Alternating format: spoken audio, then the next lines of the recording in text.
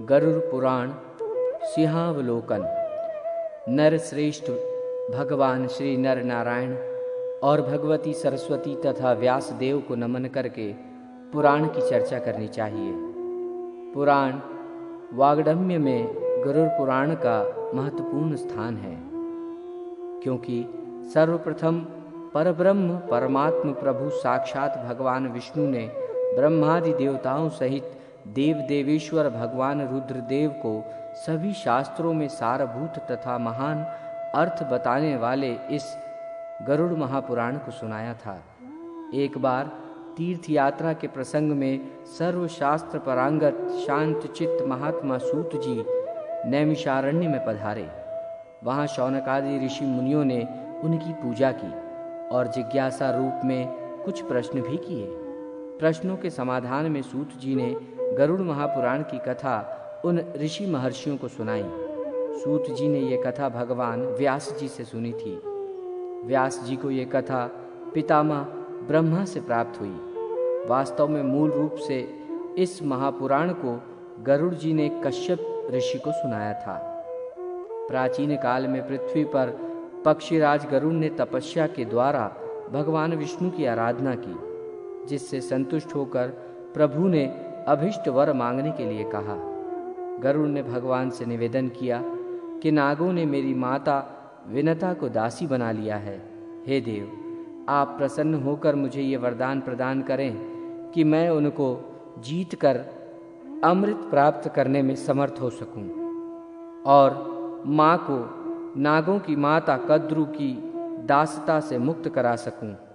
मैं आपका वाहन बनूं और नागों को निदीर्ण करने में समर्थ हो सकूं, तथा जिस प्रकार पुराण संहिता का रचनाकार हो सकूं वैसा ही करने की कृपा करें।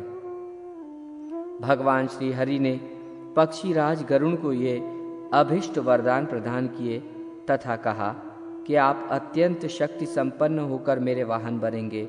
विषयों के विनाश की शक्ति भी आपको प्राप्त होगी।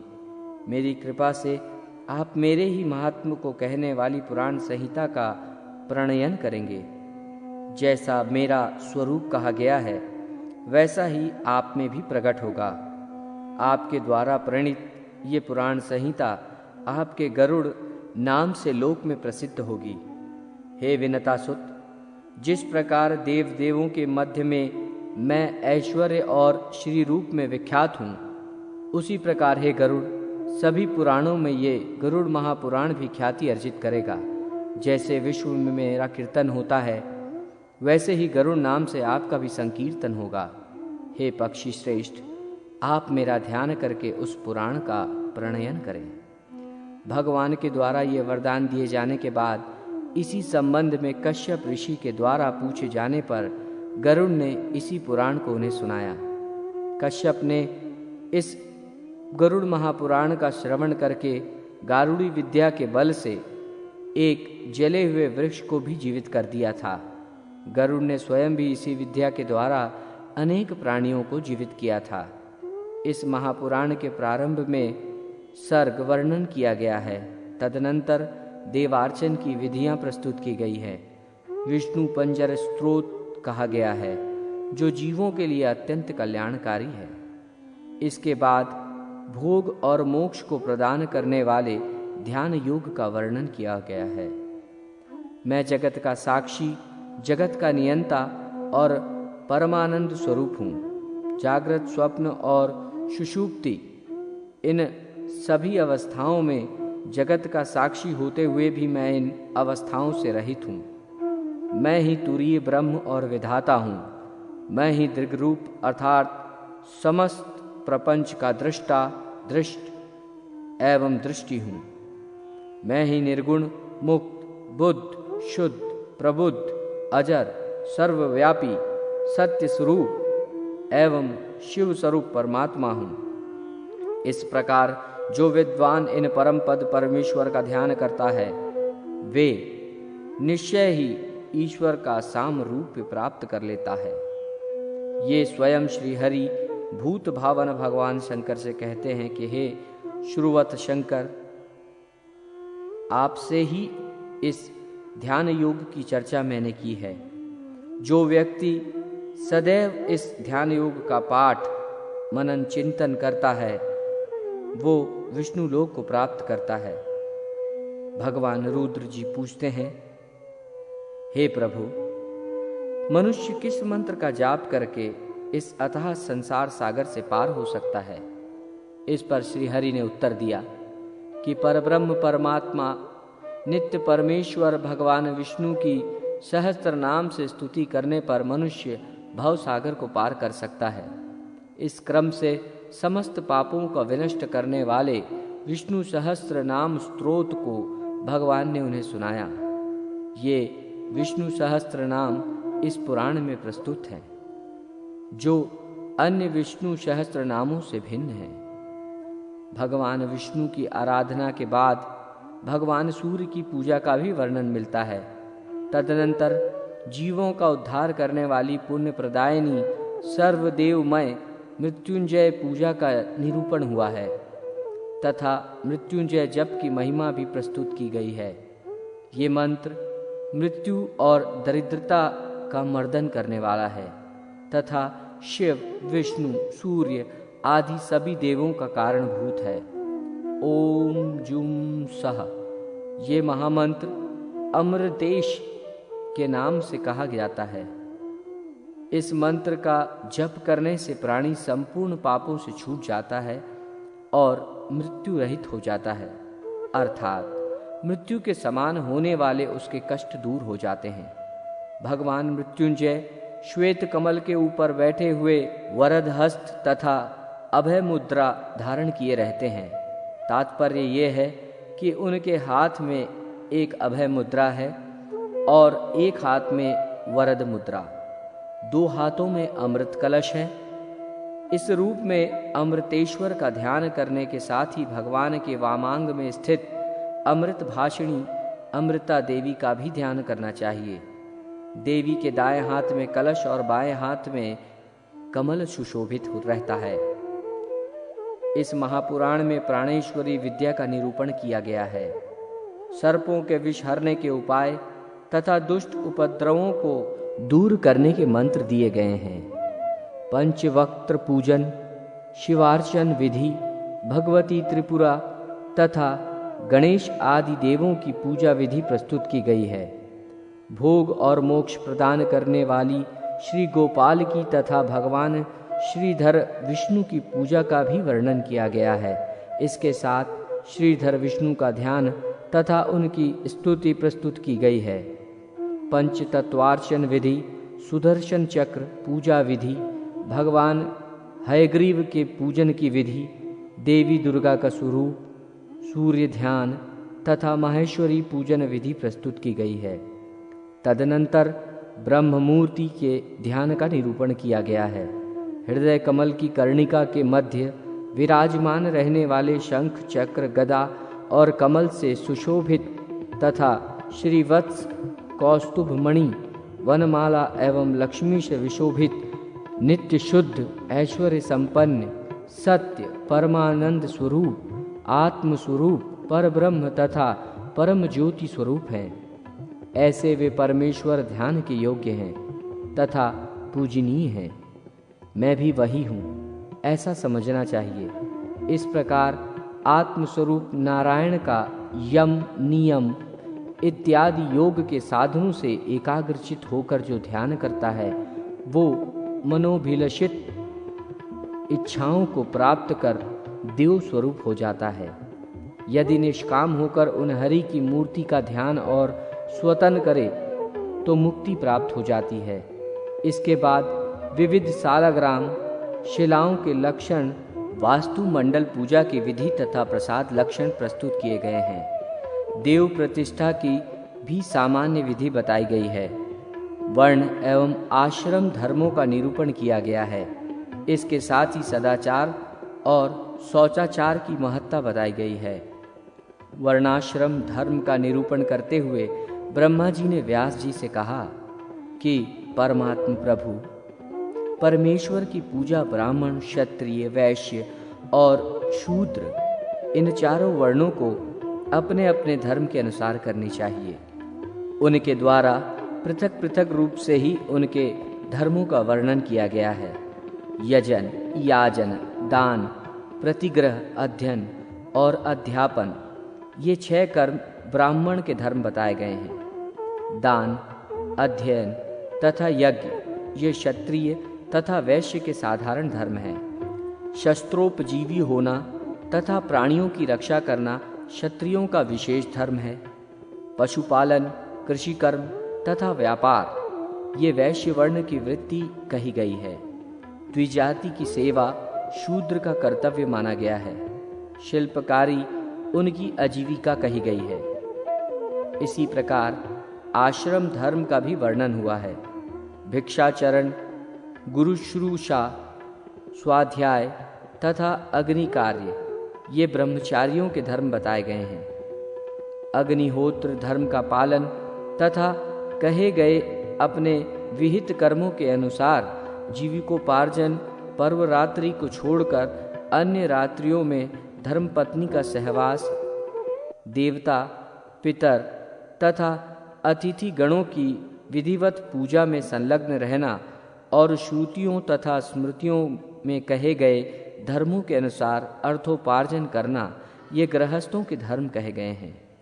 इसके साथ ही संस्कारों का भी वर्णन किया गया है, जिसके अनुसार गर्भाधान से लेकर मृत्यु पर्यंत के संस्कार बताए गए हैं। क्षत्रिय, ब्राह्मण और वैश्य बालकों के लिए उपनयन संस्कार की अनिवार्यता का दिग्दर्शन कराया गया है।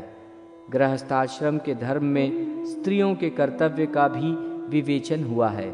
स्त्रियों को अपने पति की आज्ञा का पालन करना चाहिए, यही उनका परम धर्म है। जिस घर में पति पत्नी के मध्य किसी प्रकार का विरोध नहीं होता, उस घर में धर्म, अर्थ और काम इस त्रिवर्ग की अभिवृद्धि होती है।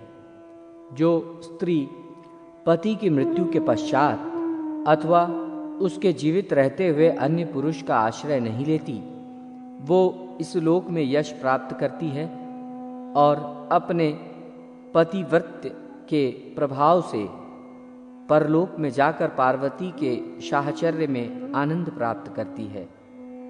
अग्निहोत्र का पालन, पृथ्वी पर शयन, मृगचर्म का धारण, वन में निवास, दूध, मूल, फल तथा निवार का भक्षण, निषिद्ध कर्म का परित्याग, त्रिकाल संध्या, ब्रह्मचर्य का पालन और देवता तथा अतिथि की पूजा ये वानप्रस्थी का धर्म है।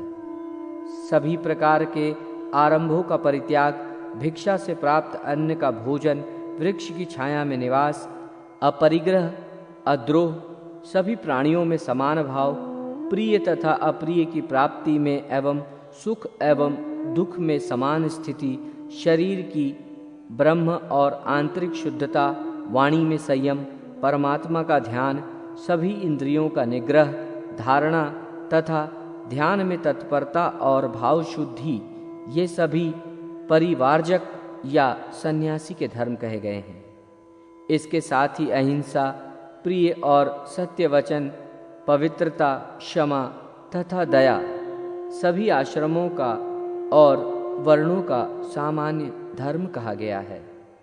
सदाचार और शौचाचार का निरूपण करते हुए सूत जी शौनक आदि ऋषियों से कहते हैं कि श्रुति, वेद और स्मृति धर्मशास्त्र का भली प्रकार से अध्ययन करके श्रुति प्रतिपादित धर्म का पालन करना चाहिए, क्योंकि श्रुति ही सब कर्मों का मूल है। श्रुति में कहा गया धर्म परम धर्म है। स्मृति और शास्त्र से प्रतिपादित धर्म अपर धर्म है। यदि उपलब्ध श्रुतियों में कोई कर्म ज्ञात नहीं हो रहा है तो उसको स्मृति शास्त्र के अनुसार जानकर करना चाहिए, क्योंकि स्मृति शास्त्र भी श्रुति मूलक होने के कारण ही मर्म के बोध में प्रमाण माने जाते हैं।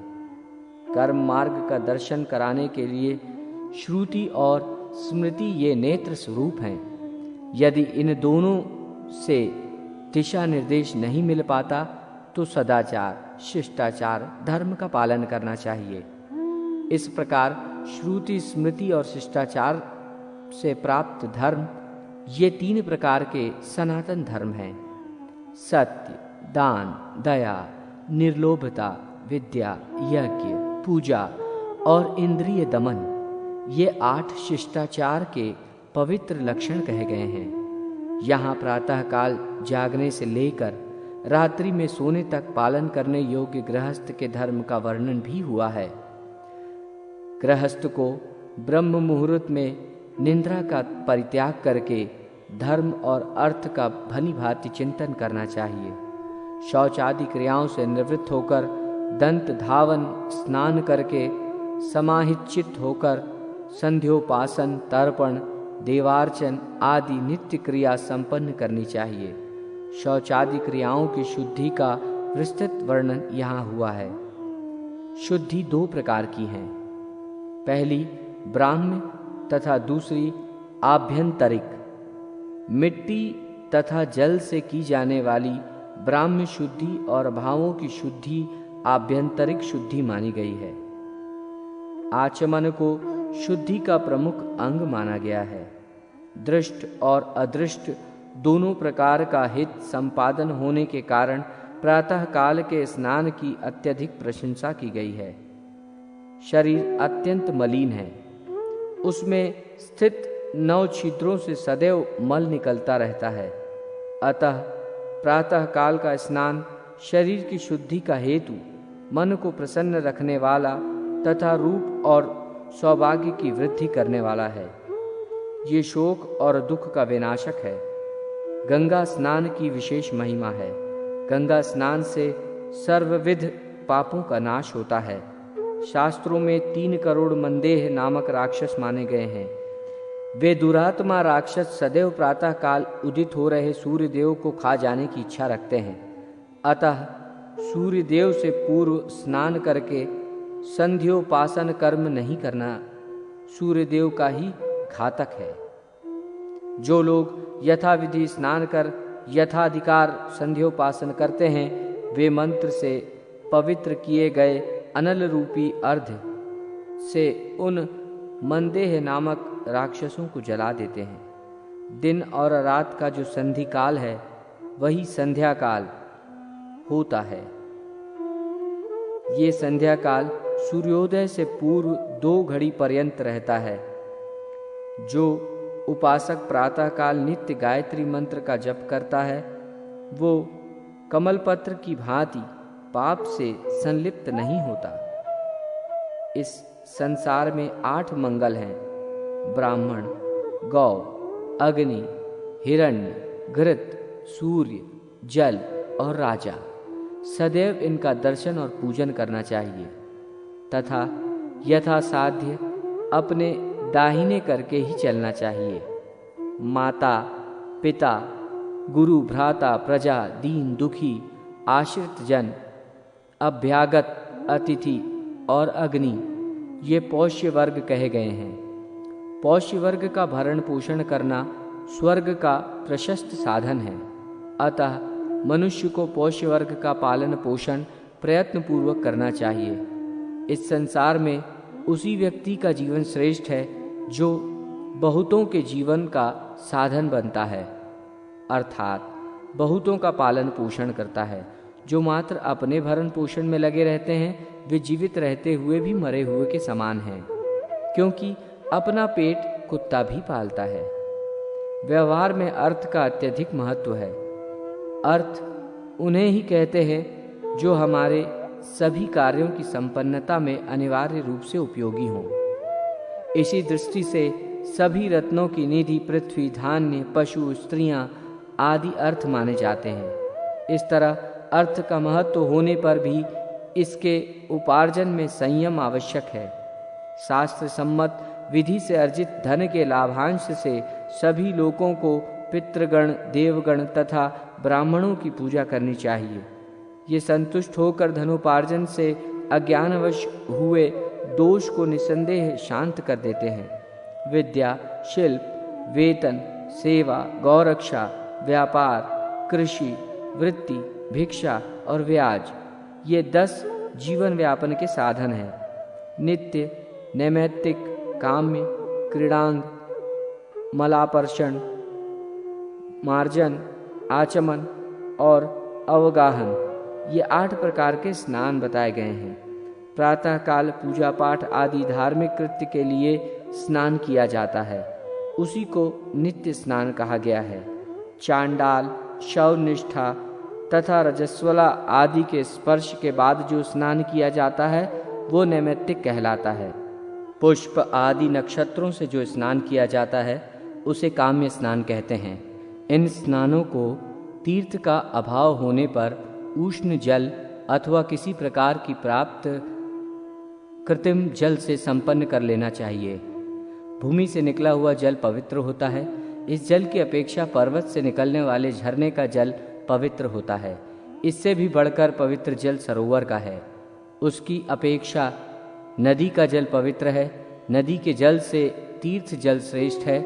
इन सभी जलों की अपेक्षा गंगा का जल परम पवित्र है। गंगा के श्रेष्ठतम जल से जीवन पर्यंत किए गए पापों का विनाश शीघ्र हो जाता है। मनुष्य आचार, सदाचार, शौचाचार से ही सब कुछ प्राप्त कर लेता है। संध्या, स्नान, जप, होम, देव और अतिथि पूजन, इन षटकर्मों को प्रतिदिन करना कर्तव्य है। पंच महायज्ञों में अध्ययन और अध्यापन, ब्रह्म यज्ञ, तर्पण, पितृयज्ञ, होम देव यज्ञ, बलि वैश्व देव, भूत यज्ञ तथा अतिथि का पूजन मनुष्य यज्ञ है। गृहस्थ को दिन का यथा योग्य 5 विभाग करके पितृगण, देवगण की अर्चा और मानवोचित कार्य करना चाहिए। जो मनुष्य अन्न दान करके सर्वप्रथम ब्राह्मण को भोजन कराकर अपने मित्रगणों के साथ स्वयं भोजन करता है, वह देह त्याग के बाद स्वर्गलोक के सुख का अधिकारी बन जाता है। अभ्यक्ष भक्षण, चोरी और अगम्यागमन करने से व्यक्ति का पतन हो जाता है। सदाचार एवं धर्म का पालन करने वाला अधिकारी मनुष्य साक्षात केशव विष्णु ही माना गया है। कलयुग में दान धर्म का विशेष महत्व है। सतपात्र में श्रद्धा पूर्वक किए गए अर्थ का प्रतिपादन दान कहलाता है। इस लोक में ये दान भोग अथवा परलोक में मोक्ष प्रदान कराने वाला है। मनुष्य को चाहिए कि वह न्यायपूर्वक अर्थ का उपार्जन करे, क्योंकि न्यायपूर्वक उपार्जित अर्थ का ही दान भोग सफल होता है। जल से तृप्ति, अन्नदान से अक्षय सुख, तिलदान से अभीष्ट संतान, दीपदान से उत्तम नेत्र, भूमिदान से समस्त अभिलषित पदार्थ, सुवर्ण दान से दीर्घायु, ग्रहदान से उत्तम भवन तथा रजत दान से उत्तम रूप की प्राप्ति होती है। वस्त्र प्रदान करने से चंद्रलोक तथा अश्वदान करने से अश्विनी कुमार के लोक की प्राप्ति होती है। वृषभ का दान देने से विपुल संपत्ति और गोदान से सूर्य लोक की प्राप्ति होती है। यान और सैया का दान करने पर भार्या भयभीत को अभय प्रदान करने से ऐश्वर्य की प्राप्ति होती है। धान्य दान से शाश्वत अविनाशी सुख तथा वेदाध्यापन से ब्रह्मा का सानिध्य लाभ होता है। गाय को घास देने से पापों से मुक्ति हो जाती है। ईंधन के लिए काष्ठ आदि का दान करने से व्यक्ति प्रदीप्त अग्नि के समान तेजस्वी हो जाता है। रोगियों के रोग शांति के लिए औषधि, तेल आदि पदार्थ एवं भोजन देने वाला मनुष्य रोग रहित, सुखी और दीर्घायु हो जाता है। जो मनुष्य परलोक में अक्षय सुख की अभिलाषा रखता है, उसे अपने लिए संसार या घर में जो वस्तु सर्वाधिक प्रिय है, उस वस्तु का दान गुणवान ब्राह्मण को करना चाहिए। दान धर्म से बढ़कर श्रेष्ठ धर्म इस संसार में प्राणियों के लिए कोई दूसरा नहीं है। गौ, ब्राह्मण, अग्नि तथा देवों को दिए जाने वाले दान से जो मनुष्य मोहवश दूसरों को रोकता है, वो पापी तिर्यक पक्षी की योनि को प्राप्त करता है। दान धर्म के बाद प्रायश्चित का निरूपण किया गया है। ब्रह्म हत्या, मदिरापान, स्वर्ण की चोरी और गुरुपत्नी गमन, ये 4 महापाप कहे गए हैं। इन सभी का साथ करने वाला 5वां महापात ही होता है। गौहत्या आदि जो अन्य पाप हैं, वे उपपातक में माने गए हैं। इन सभी पापों का प्रायश्चित विधान यहाँ प्रस्तुत किया गया है। इसके अनंतर भारतवर्ष का वर्णन, तीर्थों का वर्णन और उनकी महिमा प्रस्तुत की गई है। ज्योतिष चक्र में वर्णित नक्षत्र, उनके देवता एवं कतिपय शुभ अशुभ योगों तथा मुहूर्तों का वर्णन, ग्रह दशा, यात्रा, शकुन, छींक का फल, ग्रहों के शुभ एवं अशुभ स्थान तथा उनके अनुसार शुभाशुभ फल विवेचन यहाँ प्रस्तुत है। इसी प्रकार लग्न फल, राशियों के चर स्थित आदि भेद, ग्रहों का स्वभाव तथा 7 वारों में किए जाने वाले प्रशस्त कार्य का भी निरूपण किया गया है।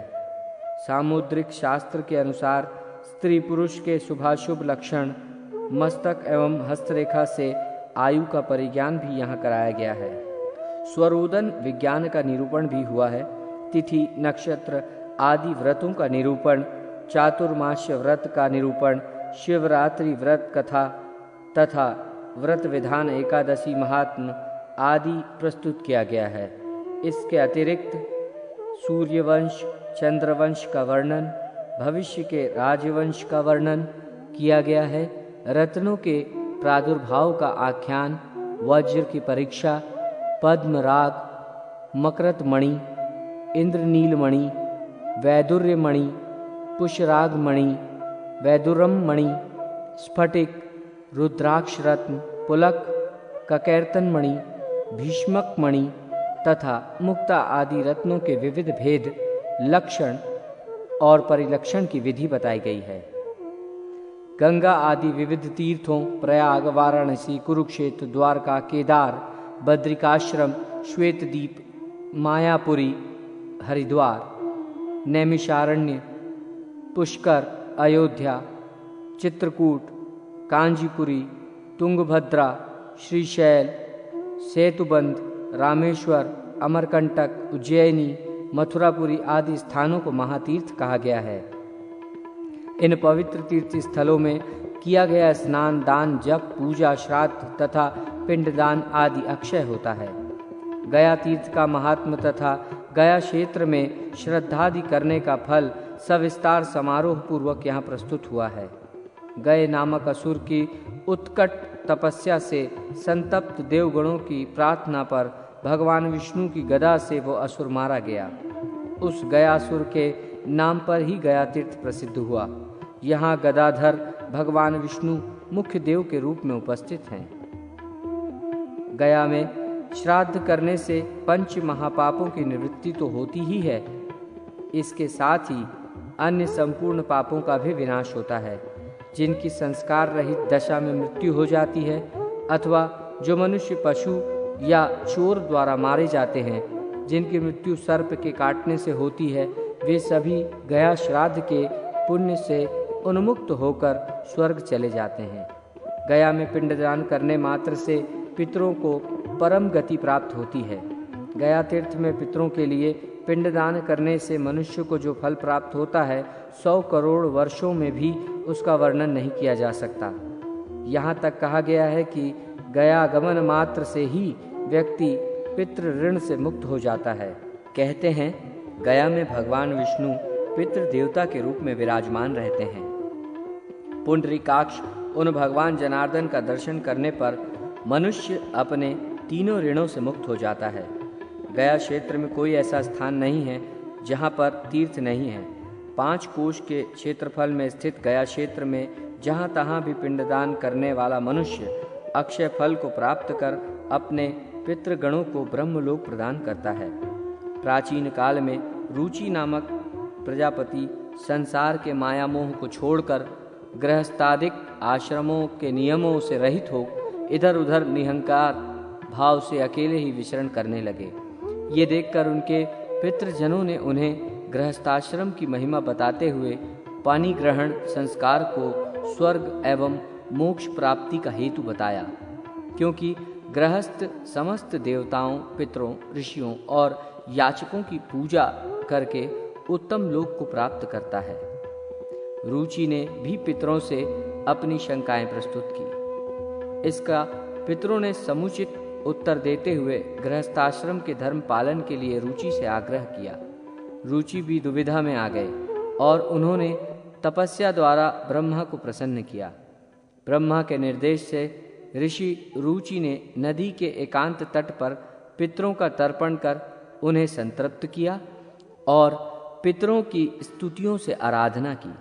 पितृजनों ने संतुष्ट हो प्रकट होकर रुचि को मनोरमा पत्नी तथा पुत्रादि की प्राप्ति करने का वरदान दिया और ये भी कहा कि जो मनुष्य भक्ति पूर्वक इस स्तुति से हम पितरों को संतुष्ट करेगा, उससे प्रसन्न होकर हम लोग उसे उत्तम भोग, आत्म विषयक उत्तम ज्ञान, आयु आरोग्य तथा पुत्र पौत्रादि प्रदान करेंगे। अतः कामनाओं की पूर्ति चाहने वाले श्रद्धालुओं को निरंतर इस स्रोत से पितरों की स्तुति करनी चाहिए। तदनंतर द्रव्य शुद्धि एवं कर्म विपाक प्रायश्चित विधान, शांतपान, कृच्छु, पराक तथा चांद्रायणादि व्रतों के विविध स्वरूपों को दर्शाया गया है। इसके साथ ही ऋषि, महर्षि तथा देवताओं द्वारा प्रतिपादित नीति शास्त्र का विवेचन किया गया है, जो सभी के लिए हितकर तथा पुण्य, आयु एवं स्वर्गवादि को प्रदान करने वाला है। जो मनुष्य धर्म, अर्थ, काम और मोक्ष इस पुरुषार्थ चतुष्षष्टि की सिद्धि चाहता है, उसे सदैव सज्जनों की ही संगति करनी चाहिए। दुर्जनों के साथ रहने से इस लोक तथा परलोक में हित संभव नहीं है। दूसरों की निंदा, दूसरों का धन ग्रहण, पराई स्त्री के साथ परिहास तथा पराये घर में निवास कभी नहीं करना चाहिए। मनुष्य को दुर्जनों के संग का परित्याग कर साधुजनों की संगति करनी चाहिए और दिन रात पुण्य का संचय करते हुए नित्य अपनी अनित्यता का स्मरण रखना चाहिए। नरक में निवास करना अच्छा है, किंतु दुष्चरित्र के घर में वास करना उचित नहीं है। नरकवास के कारण पाप विनष्ट हो जाते हैं, किंतु दुष्चरित्र के घर में निवास करने से पाप विनष्ट नहीं होते। जो बाल्यावस्था में विद्याध्ययन नहीं करते, फिर युवावस्था में कामातुर होकर यौवन तथा धन को नष्ट कर देते हैं, वे वृद्धावस्था में चिंता से जलते हुए शिशिर काल में कुहासे से झुलसने वाले कमल के समान संतप्त जीवन व्यतीत करते हैं। इसके बाद राजनीति का वर्णन किया गया है। राजा को सत्यपरायण तथा धर्मपरायण होना चाहिए। जो धार्मिक राजा गौ ब्राह्मण के हित में रत रहता है, वही जितेंद्रिय राजा प्रजा के पालन में समर्थ हो सकता है। जो राजा शास्त्र सम्मत तथा युक्त सिद्धांतों का उल्लंघन करता है, वो निश्चित ही इस लोक तथा परलोक दोनों में नष्ट हो जाता है। सत्य के पालन से धर्म की रक्षा होती है। सदा अभ्यास करने से विद्या की रक्षा होती है।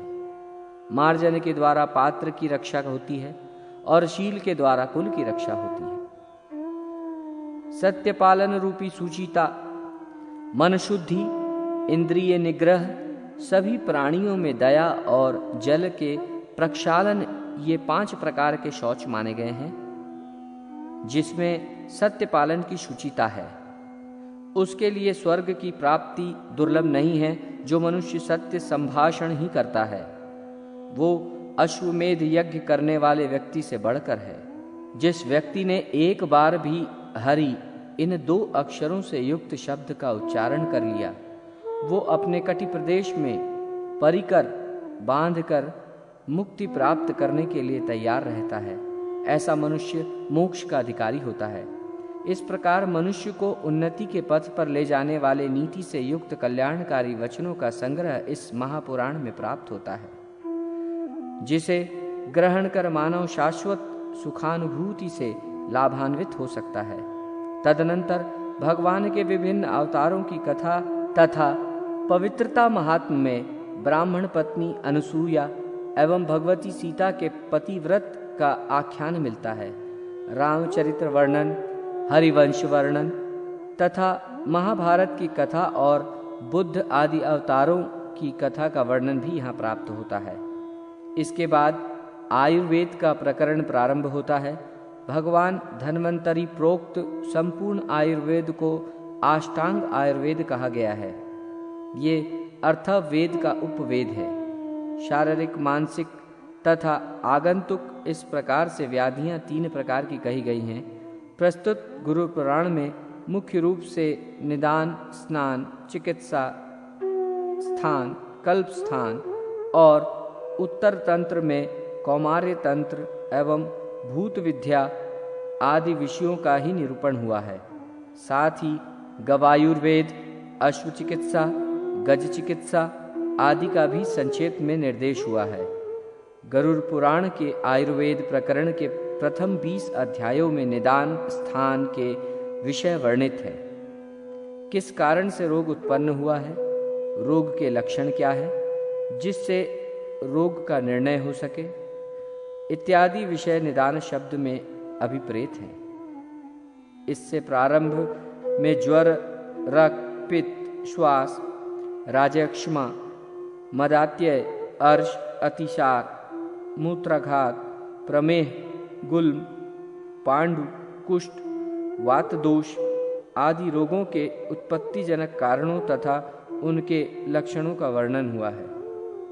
गुरु पुराण का ये वर्णन आचार्य वाग्भट्ट के अष्टांग हृदय से बहुत अंशों से साम्य रहता है। इसके बाद लगभग 40 अध्यायों में विभिन्न रोगों की चिकित्सा हेतु औषधियों का निरूपण हुआ है। अमुक रोग होने पर अमुक अमुक औषधियों का प्रयोग करना चाहिए। इनके निर्माण की तथा अनुपान आदि की विधि बताई गई है। एक ही रोग के लिए अनेक औषधिक योगों को भी बताया गया है। आयुर्वेद की औषधियों और वनस्पतियों का वर्णन जो भगवान श्री हरि ने शिव जी से किया था, उसे सुनाने के बाद सूत जी ने शौनकादि ऋषियों को कुमार अर्थात भगवान स्कंद के द्वारा कात्यायन से कहे गए व्याकरण शास्त्र को सुनाया। ये व्याकरण सिद्ध शब्दों के ज्ञान एवं बालकों की व्युत्पत्ति प्रक्रिया को बढ़ाने में सहायक है। इसके अनंतर सूत जी ने अल्प बुद्धि वालों के लिए विशिष्ट बुद्धि की प्राप्ति हेतु मात्रा और वर्ण के भेद के अनुसार छंद विधान को प्रस्तुत किया है। कर्म विपाक का वर्णन, जगत सृष्टि और प्रलय आदि की चक्र गति को जानने वाले विद्वान यदि आध्यात्मिक, आदि दैविक और आदि भौतिक इन 3 सांसारिक तापों को जानकर ज्ञान और वैराग्य का मार्ग स्वीकार कर लेते हैं तो आत्यांतिक लय मोक्ष को प्राप्त करते हैं। सूत जी कर्म विपाक का वर्णन करते हुए कहते हैं कि जीव पाप कर्म करने के कारण नरक लोक में जाता है और पुण्य कर्म के कारण स्वर्ग में। अपने उन पाप पुण्यों के प्रभाव से नरक तथा स्वर्ग में गया प्राणी पुनः नरक और स्वर्ग से लौटकर स्त्रियों के गर्भ में जाता है। गर्भ में विकसित होता हुआ वो जीव 9 मास तक अधोमुख स्थित रहकर 10वें मास में जन्म लेता है। ये जीव बाल्यावस्था, कौमारावस्था, युवावस्था तथा वृद्धावस्था को प्राप्त करता है। इसके बाद पुनः मृत्यु को प्राप्त हो जाता है। इस प्रकार ये जीव इस संसार चक्र में घटी यंत्र के समान घूमता रहता है। जीव नरक भोग करने के पश्चात पाप योनियों में जन्म लेता है। यहाँ पाप योनियों का वर्णन सविस्तार किया गया है। मित्र का अपमान करने वाला गधे की योनि में जन्म लेता है। माता पिता को कष्ट पहुँचाने वाले प्राणी को कछुए की योनि में जाना पड़ता है। जो मनुष्य अपने स्वामी का विश्वसनीय बनकर उसको छल कर जीवन यापन करता है, वो व्यामोह में फंसे बंदर की योनि में जाता है। धरोहर रूप में अपने पास रखे हुए पराये धन का अपहरण करने वाला व्यक्ति नरकगामी होता है। नरक से निकलने के बाद वो कृमि योनि में जन्म लेता है। जो मनुष्य विश्वासघाती होता है वो मत्स्य योनि में उत्पन्न होता है। यज्ञ, दान तथा विवाहादि में विघ्न डालने वाले मनुष्य को कृमि योनि प्राप्त होती है। देवता, पितर, ब्राह्मणों को बिना भोजन आदि दिए जो मनुष्य अन्न ग्रहण कर लेता है वो नरक को जाता है। वहाँ से मुक्त होकर वो काक योनि को प्राप्त करता है। कृतघ्न व्यक्ति कृमि, कीट, पतंग आदि बिच्छू की योनियों में भ्रमण करता है। दूसरों की निंदा करना कृतघ्नता दूसरों की मर्यादा को नष्ट करना, निष्ठुरता, अत्यंत घृणित व्यवहार में अभिरुचि, पर स्त्री के साथ सहवास करना, पराय धन का अपहरण करना, अपवित्र रहना, देवों की निंदा, मर्यादा के बंधन को तोड़कर अशिष्ट व्यवहार करना, कृपणता तथा मनुष्यों का हनन, ये सब नरक भोगकर जन्म लिए हुए मनुष्यों का लक्षण कहा गया है। प्राणियों के प्रति दया, सद्भावपूर्ण वार्तालाप, परलोक के लिए सात्विक अनुष्ठान, सत्कार्यों का निष्पादन, सत्धर्म का पालन, दूसरों का हितचिंतन, भक्ति की साधना और वेदों में प्रामाण्य बुद्धि, गुरु देवर्षि और सिद्धीर्षियों की सेवा, साधुजनों द्वारा बताए गए नियमों का पालन, सत्य क्रियाओं का अनुष्ठान तथा प्राणियों के साथ मैत्री भाव, ये स्वर्ग से आए मनुष्यों के लक्षण हैं। जो मनुष्य योग शास्त्र द्वारा बताए गए यम नियम आदि अष्टायोग के साधन से सत्य ज्ञान को प्राप्त करता है, वो आत्यंतिक फल मोक्ष का अधिकारी बन जाता है। महायोग का वर्णन। सूत जी ने यहाँ समस्त अंगों सहित महायोग का वर्णन किया है। ये महायोग मनुष्यों को भोग और मोक्ष प्रदान करने में श्रेष्ठतम साधन है।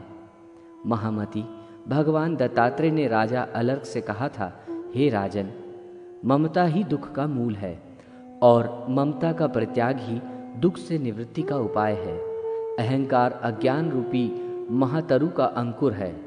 पाप मूलक आपातमरणीय सुख शांति के लिए ये अज्ञान रूपी महातरु पैदा हुआ है।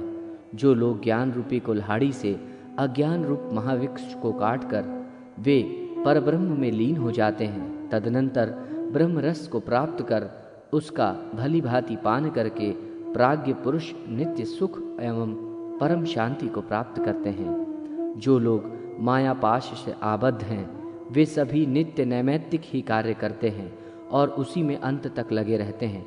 इस कारण उन्हें परमात्मा का ऐक्य प्राप्त नहीं होता।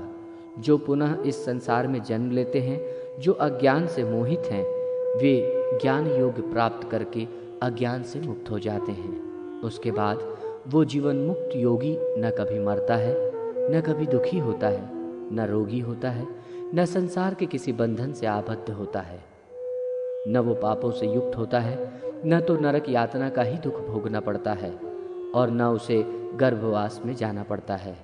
वो स्वयं अपव्यय नारायण स्वरूप हो जाता है। इस प्रकार की अनन्य भक्ति से वो योगी भोग और मोक्ष प्रदान करने वाले भगवान नारायण को प्राप्त कर लेता है। ध्यान, पूजा, जप, स्तोत्र, व्रत, यज्ञ और दान के नियमों का पालन करने से मनुष्य के चित्त की शुद्धि होती है। चित्त शुद्धि से ज्ञान प्राप्त होता है तथा इससे जन्म मरण के बंधन से मुक्ति भी मिलती है। भगवती का निरूपण। सूत जी भगवती का निरूपण करते हुए कहते हैं कि प्रभु भक्ति से जितना संतुष्ट होते हैं उतना किसी अन्य साधन से नहीं।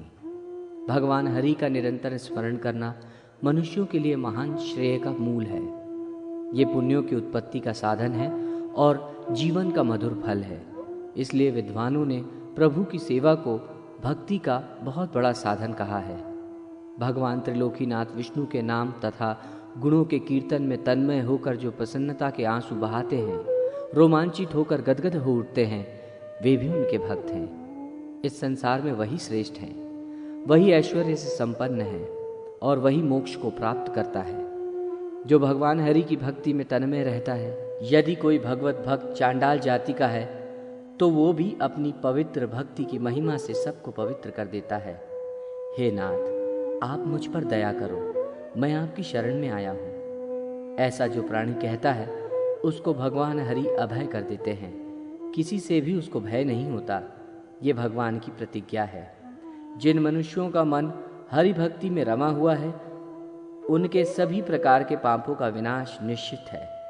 हाथ में पाश लेकर खड़े हुए अपने दूत को देखकर यमराज उसके कान में कहते हैं कि हे दूत, तुम उन लोगों को छोड़ देना जो मधुसूदन विष्णु के भक्त हैं। मैं तो अन्य दुराचारी पापियों का स्वामी हूँ। भक्तों के स्वामी स्वयं श्री हरि हैं। श्री विष्णु ने सर्वदा कहा है, यदि दुराचारी मनुष्य भी मुझ में अनन्य भक्ति रखता है तो वो साधु ही है, क्योंकि उसने ये निश्चित कर लिया है कि भगवान की भक्ति के समान अन्य कुछ भी नहीं है। भगवान हरि में जिस मनुष्य की भक्ति रहती है उसके लिए धर्म, अर्थ और काम, इस त्रिवर्ग का कोई महत्व नहीं है, क्योंकि परम सुख रूप मुक्ति उसके हाथ में ही सदा रहती है। इस संसार रूपी विश्व वृक्ष के अमृत के समान दो फल हैं। एक फल है भगवान केशव की भक्ति और दूसरा फल है उनके भक्तों का सत्संग। नाम संकीर्तन की महिमा का वर्णन करते हुए सूत जी कहते हैं कि मुक्ति के कारण भूत, अनादि, अनंत, अज, नित्य, अव्यय और अक्षय भगवान विष्णु को जो व्यक्ति नमन करता है वो समस्त संसार के लिए नमस्कार के योग्य हो जाता है। स्वप्न में भी भगवान नारायण का नाम लेने वाला मनुष्य अपनी अक्षय पाप राशि को विनष्ट कर देता है। यदि कोई मनुष्य जागृत अवस्था में परात्पर प्रभु का नाम लेता है तो फिर उसके विषय में कहना ही क्या। हे कृष्ण, हे अच्युत, हे अनंत, हे वासुदेव, आपको नमस्कार है। ऐसा कहकर जो भक्ति भाव से विष्णु को प्रणाम करते हैं वे यमपुरी में नहीं जाते। सूर्य के उदित हो जाने पर जैसे अंधकार विनष्ट हो जाता है, वैसे ही हरि का नाम संकीर्तन करने से प्राणियों के पाप समूह का विनाश हो जाता है। सूत जी कहते हैं कि सभी शास्त्रों का अवलोकन करके तथा पुनः पुनः विचार करने पर एक ही निष्कर्ष निकलता है कि मनुष्य को सदैव नारायण का ध्यान करना चाहिए। इस लोक और परलोक में प्राणियों के लिए जो दुर्लभ है, जो अपने मन में भी नहीं सोचा जा सकता, वो बिना मांगे ही ध्यान मात्र करने से भगवान मधुसूदन प्रदान कर देते हैं। पाप कर्म करने वालों की शुद्धि का ध्यान के समान अन्य कोई साधन नहीं है। ये ध्यान पुनर्जन्म देने वाले कारणों को भस्म करने वाली योगाग्नि है। भगवान का भक्त अनासक्त भाव से यदि अपने सभी कर्मों को विष्णु के चरणों में समर्पित करता है तो उसके कर्म साधु हो या असाधु बंधन कारक नहीं होते। इसके अनंतर श्री सूत जी भगवान शिव द्वारा कही गई नारसिंह स्तुति का वर्णन करते हैं। इसके साथ ही कलामृत स्तोत्र का भी वर्णन किया गया है, जो देवर्षि नारद के पूछने पर शिव जी ने कहा था। तदनंतर मार्कंडेय मुनि के द्वारा कहे गए मृत्यु को निवारण करने वाले इसके बाद प्राणियों को सब कुछ प्रदान करने वाले अच्युत स्तोत्र का वर्णन किया गया है। ये स्तोत्र देवर्षि नारद के पूछने पर ब्रह्मा जी ने कहा था। सूत जी ने इस स्तोत्र की अत्यधिक महिमा का वर्णन किया है। आचार कांड के अंत में ब्रह्म ज्ञान और शंग योग, आत्मज्ञान तथा गीता सार का निरूपण किया है। जीव का अंतिम लक्ष्य मुक्ति है। ये मुक्ति जीव को तभी प्राप्त होती है जब ये पुर्यष्टक तथा त्रिगुणात्मिका प्रकृति का परित्याग कर देता है। जीव को मुक्ति प्राप्त करने के लिए प्रकृति से स्वयं को अलग करना अनिवार्य है। इसके लिए शब्द आदि विषयों के प्रति अनासक्त होना आवश्यक है। प्राणायाम, जप, प्रत्याहार, धारणा, समाधि और ध्यान, ये 6 योग के साधन हैं। इंद्रिय संयम से पापक्षय और पापक्षय से देवप्रीति सुलभ होती है। देवप्रीति मुक्ति एवं मुक्ति साधन की ओर उन्मुख होने के लिए प्रथम एवं अनिवार्य साधन है। आत्मज्ञान। भगवान नारद जी कहते हैं, कर्मों से भवबंधन और ज्ञान होने से जीव की संसार से मुक्ति हो जाती है। इसलिए आत्मज्ञान का आश्रय करना चाहिए।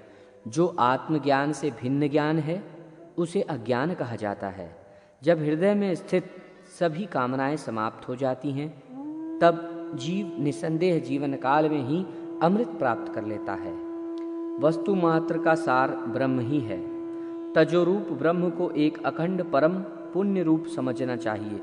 जैसे अपनी आत्मा सबको प्रिय है वैसे ही ब्रह्म सबको प्रिय है, क्योंकि आत्मा ही ब्रह्म है। सभी तत्वज्ञ ज्ञान को सर्वोच्च मानते हैं। इसलिए चित्त का आलंबन बोध स्वरूप आत्मा ही है। ये आत्मविज्ञान है, ये पूर्ण है, शाश्वत है। जागते, सोते तथा सुषुप्तावस्था में प्राप्त होने वाला सुख पूर्व सुख रूप ब्रह्म का ही एक शूद्र अंश समझना चाहिए। हे नारद, मैं अनंत हूँ, हमारा ज्ञान भी अनंत है। मैं अपने में पूर्ण हूँ, आत्मा के द्वारा अनुभूत, अतः सुख में मैं ही हूँ। सात्विक, राजस और तामस गुण से संबंधित भावों में मैं ही नित्य परे रहता हूँ। मैं शुद्ध हूँ, अमृत स्वरूप हूँ, मैं ही ब्रह्म हूँ। मैं प्राणियों के हृदय में प्रज्वलित वो ज्योति हूँ जो दीपक के समान उनके अज्ञान रूपी अंधकार को विनष्ट करती रहती है। यही आत्मज्ञान की स्थिति है। गीता सार। गीता सार का वर्णन करते हुए भगवान नारद जी से कहते हैं, हे नारद, आत्म कल्याण ही परम कल्याण है। उस आत्मज्ञान से उत्कृष्ट और कुछ भी नहीं है। आत्मा देह रहित, रूप आदि से हीन, इंद्रियों में अतीत है। मैं आत्मा हूँ। संसार आदि संबंध के कारण मुझे किसी प्रकार का दुख नहीं है। जैसे आकाश में विद्युत अग्नि का प्रकाश होता है, वैसे हृदय में आत्मा के द्वारा आत्मा प्रकाशित होती है। यम, नियम, आसन, प्राणायाम, प्रत्याहार, ध्यान, धारणा और समाधि, ये अष्टांग योग मुक्ति के लिए कहा गया है। शरीर, मन और वाणी को सदा सभी प्राणियों की हिंसा से निवृत्त रखना चाहिए, क्योंकि अहिंसा ही परम धर्म है और उसी से परम सुख मिलता है। सदा सत्य और प्रिय वचन बोलना चाहिए, कभी भी अप्रिय सत्य नहीं बोलना चाहिए। प्रिय मिथ्या वचन भी नहीं बोलना चाहिए। चोरी से या बलपूर्वक दूसरे के द्रव्य का अपहरण करना स्तेय है। स्तेय कार्य चोरी कभी भी नहीं करनी चाहिए, क्योंकि अस्तेय चोरी न करना ही धर्म का साधन है। आपत्ति काल में भी इच्छा पूर्वक द्रव्य का ग्रहण न करना ही अपरिग्रह है। यदीक्षा लाभ तथा अनायास प्राप्ति से संतुष्ट होना ही संतोष है। ये संतोष ही सभी प्रकार के सुख का साधन है। मन और इंद्रियों की जो एकाग्रता है वही परम तप है। कर्म, मन और वाणी से हरि की स्तुति, नाम स्मरण, पूजा आदि कार्य और हरि के प्रति निश्चला भक्ति को ही ईश्वर का चिंतन कहा जाता है। अपने शरीरगत वायु का नाम प्राण है। उस वायु के निरोध को प्राणायाम कहा जाता है। इंद्रियां असत चरणों में विचरण करती है, उनको विषयों से निवृत्त करना चाहिए। मूर्त और अमूर्त ब्रह्म चिंतन को ध्यान कहा जाता है। योगारंभ के समय मूर्तिमान और अमृत रूप में हरि का ध्यान करना चाहिए। तजोमंडल के मध्य में शंख, चक्र, गदा तथा पद्मधारी चतुर्भुज कौस्तुभ चिन्ह से विशुभित वनमाला वायु स्वरूप जो ब्रह्म से अधिष्ठित हैं, मैं वही हूँ। इस प्रकार मन का लय करके परमात्म प्रभु को धारण करना ही धारणा है। मैं ही ब्रह्म हूँ और ब्रह्मा ही मैं हूँ। इस प्रकार अहम और ब्रह्म पदार्थ का तादात्म्य रूप ही समाधि है। ब्रह्म गीता का सार तत्व वर्णन करते हुए भगवान कहते हैं कि ये सिद्ध ही परमात्मा है। उसी परमात्मा से आकाश, आकाश से वायु, वायु से अग्नि, अग्नि से जल तथा जल से पृथ्वी की उत्पत्ति हुई है, जो इस जगत प्रपंच की भी जन्मदात्री हैं। जागृत, स्वप्न तथा सुषुप्ति की अवस्थाओं से परे वो ब्रह्म अपने निर्गुण स्वभाव में ही रहता है। उस क्रियाशील शरीर के साथ रहने तथा न रहने की स्थिति में भी वो नित्य शुद्ध स्वभाव वाला ही है। उसमें कोई विकृति नहीं आती है। मुमुक्षु के अंतःकरण के कैवल्य अर्थात उस परमात्मा के साक्षात्कार की अवस्था आ जाती है। अतः मोक्षार्थी को उस स्थिति में जीवात्मा के विषय में विचार कर उसको शरीर से पृथक समझना चाहिए, क्योंकि आत्मतत्व को शरीर से अतिरिक्त न मानने पर ब्रह्म तत्व से साक्षात्कार करने में अनेक बाधाएं आती हैं। अतः उन बाधाओं को दूर करना अपेक्षित है। ब्रह्म को नित्य शुद्ध, बुद्ध, सत्य तथा अद्वैत कहा जाता है। ये आत्म तत्व परम ज्योति स्वरूप है। ये चिदानंद है। ये सत्य, ज्ञान और अनंत है। यही तत्वमसि है, ऐसा वेदों का भी कथन है। मैं ब्रह्मा हूं। सांसारिक विषयों से जो परे रहता है, मैं वही निर्लिप्त देव हूं। मैं तो वही अनादि देवी देवेश्वर परब्रह्म ही हूं, जिसके आदि और अंत का ज्ञान किसी को भी नहीं है। यही गीता का सार है। इसको सुनकर मनुष्य ब्रह्म में लीन हो सकता है, अर्थात उसे जीवन मुक्ति प्राप्त हो सकती है। गरुड़ पुराण का महत्व। आचार कांड के अंतिम अध्याय में गरुड़ पुराण का महत्व वर्णित है। भगवान श्री हरि भूत भावन रुद्र से कहते हैं कि मैंने गरुड़ पुराण का सार भाग आपको सुना दिया, जो भोग एवं मोक्ष प्रदान करने वाला है। ये विद्या, यश, सौंदर्य, लक्ष्मी और आरोग्य आदि का कारक है। जो मनुष्य इसका पाठ करता है या सुनता है, वो सब कुछ जान लेता है और अंत में उसका परम कल्याण हो जाता है। जिस व्यक्ति के घर में ये महापुराण रहता है, उसको इसी जन्म में सब कुछ प्राप्त हो जाता है। इस महापुराण को पढ़ने एवं सुनने से मनुष्य को धर्म, अर्थ, काम और मोक्ष इन चारों पुरुषार्थों की सिद्धि हो जाती है। जो मनुष्य इस पुराण के एक भी श्लोक का पाठ करता है, उसकी अकाल मृत्यु नहीं होती है। पक्षी श्रेष्ठ गरुड़ जी के द्वारा कहा गया ये महापुराण धन्य है। ये सबका कल्याण करने वाला है। धर्मकांड प्रेतकल्प। धर्मकांड में सर्वप्रथम भगवान श्री नारायण को नमस्कार किया गया है। तदनंतर देवक्षेत्र नैमिषारण्य में शौनकादि श्रेष्ठ मुनिगण सूत जी महाराज से प्रश्न करते हैं कि कुछ लोगों का कहना है कि शरीरधारी जीव एक शरीर के बाद दूसरे शरीर का आश्रय ग्रहण करता है, जबकि दूसरे विद्वानों का कहना है कि प्राणी को मृत्यु के पश्चात यमराज की यातनाओं का भोग करने के बाद दूसरे शरीर की प्राप्ति होती है। इन दोनों में क्या सत्य है, ये बताने की कृपा करें। सूत जी महाराज प्रश्न को सुनकर प्रसन्न होते हैं और इस प्रकार कथा का वर्णन करते हैं। एक बार विनीता पुत्र गरुड़ के हृदय में इस ब्रह्मांड के सभी लोगों को देखने की इच्छा हुई। अतः हरि नाम का उच्चारण करते हुए उन्होंने पाताल, पृथ्वी तथा स्वर्ग आदि सभी लोगों का भ्रमण किया। पृथ्वीलोक के दुख से अत्यंत दुखित एवं अशांत चित्त होकर वे पुनः वैकुंठ लोक वापस आ गए। वैकुंठ लोक में मृत्युलोक के समान रजोगुण तथा तमोगुण आदि की प्रवृत्ति नहीं है, केवल शुद्ध सत्व गुण की ही प्रवृत्ति है। वहाँ राग, द्वेष आदि षड्विकार भी नहीं है। किसी का वहाँ विनाश नहीं होता। वहाँ भगवान के मनोहारी सुंदर पार्षद उपस्थित हैं। गरुड़ जी ने देखा कि हरि झूले पर विराजमान हैं। भगवान हरि का दर्शन करने से विनतासुत गरुड़ का हृदय आनंद विभोर हो उठा। आनंद मग्न होकर उन्होंने प्रभु को प्रणाम करते हुए कहा, भगवान, आपकी कृपा से त्रिलोक का परिभ्रमण मैंने कर लिया। यमलोक को छोड़कर पृथ्वीलोक से सत्यलोक तक सब कुछ मेरे द्वारा देखा जा चुका है। सभी लोकों की अपेक्षा पृथ्वीलोक प्राणियों से अधिक परिपूर्ण है। सभी योनियों में मानव योनि ही भोग और मोक्ष का शुभ आश्रय है। अतः सुकृतियों के लिए ऐसा लोक न तो अभी तक बना है और न भविष्य में बनेगा। देवता लोग भी इस लोक की प्रशंसा में गीत गाते हुए कहते हैं कि जो लोग पवित्र भारत भूमि में जन्म लेकर निवास करते हैं वे धन्य हैं। सुरगण भी स्वर्ग एवं अपवर्ग रूप फल की प्राप्ति के लिए पुनः भारत भूमि में मनुष्य रूप में जन्म लेने की इच्छा करते हैं।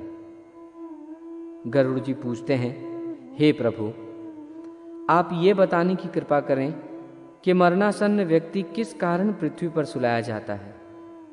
उसके मुख में पंचरत्न क्यों डाला जाता है? उसके नीचे कुश और तिल क्यों बिछाए जाते हैं? हे केशव, मृत्यु के समय विविध वस्तुओं का दान एवं गौदान, अष्ट महादान किस लिए किया जाता है? प्राणी कैसे मरता है और मरने के बाद कहाँ जाता है? उस समय प्राणी अतिवाहिक शरीर कैसे प्राप्त करता है? अग्नि देने वाले पुत्र पौत्र उसे कंधे पर क्यों ले जाते हैं? शव में घृत लेप क्यों किया जाता है? शव के उत्तर दिशा में यम सूक्त का पाठ क्यों होता है? मरे हुए व्यक्ति को पीने के लिए जल एक ही वस्त्र धारण करके क्यों दिया जाता है? शव का दाह संस्कार करने के पश्चात उस व्यक्ति को अपने परिजनों के साथ बैठकर भोजन आदि क्यों नहीं करना चाहिए? मृत व्यक्ति के पुत्र 10वें दिन के पहले किस लिए 9 पिंडों का दान देते हैं? शव का दाह संस्कार तथा उसके अनंतर जल तर्पण की क्रिया क्यों की जाती है? किस विधान से पितरों को पिंडदान देना चाहिए? उस पिंड को स्वीकार करने के लिए उनका आवाहन कैसे किया जाता है? दाह संस्कार के बाद अस्थि संचयन और घट फोड़ने का विधान क्यों है? 10वें दिन सभी परिजनों के साथ शुद्धि के लिए स्नान तथा पिंडदान क्यों करना चाहिए? एकादशाह को वर्षोत्सर्ग आदि के सहित पिंडदान करने का प्रयोजन क्या है? 13वें दिन पददान आदि क्यों किया जाता है? वर्ष पर्यंत 16 श्राद्ध क्यों किए जाते हैं? हे प्रभु, मनुष्य का ये शरीर अनित्य है और समय आने पर ही वो मरता है, किंतु मैं उस छिद्र को नहीं देख पाता हूँ जिससे जीव निकल जाता है। प्राणी अपने जीवन काल में पुण्य और पाप जो भी करता है, नाना प्रकार के दान करता है, वे सब शरीर के नष्ट हो जाने पर उसके साथ कैसे चले जाते हैं? मरे हुए प्राणी के लिए सपिंडीकरण क्यों होता है? इस कृत्य में प्रेत पिंडी का मिलन किसके साथ किस विधि से होना चाहिए, इसे आप बताने की कृपा करें। जो मनुष्य पापी, दुराचारी अथवा हतबुद्धि है, मरने के बाद वे किस स्थिति को प्राप्त करते हैं? जो पुरुष आत्मघाती, ब्रह्म हत्यारा, स्वर्ण आदि की चोरी करने वाला, मित्रादि के साथ विश्वासघात करने वाला है, उस महापातकी का क्या होता है? हे माधव, यदि शूद्र प्रणव महामंत्र का जप करता है तथा ब्रह्मसूत्र अर्थात यज्ञोपवीत को धारण करता है, तो मृत्यु के बाद उसकी क्या गति होती है? गरुड़ जी कहते हैं कि हे विश्वात्मन, मैंने कौतूहलवश संपूर्ण जगत का भ्रमण किया है। उसमें रहने वाले लोगों को मैंने देखा है कि वे सब दुख में ही डूबे रहते हैं। उनके अनंत कष्टों को देखकर मेरा अंतःकरण पीड़ा से भर गया। स्वर्ग में दैत्यों की शत्रुता से भय है, पृथ्वीलोक में मृत्यु और रोग आदि से तथा अभिष्ट वस्तु से वियोग से लोग दुखी हैं। पाताल लोक में रहने वाले प्राणियों, नाग आदि को मेरे से भय दुख बना रहता है। हे प्रभु, आपके इस बैकुंठ धाम के अतिरिक्त अन्यत्र किसी भी लोक में ऐसी निर्भयता नहीं दिखाई देती।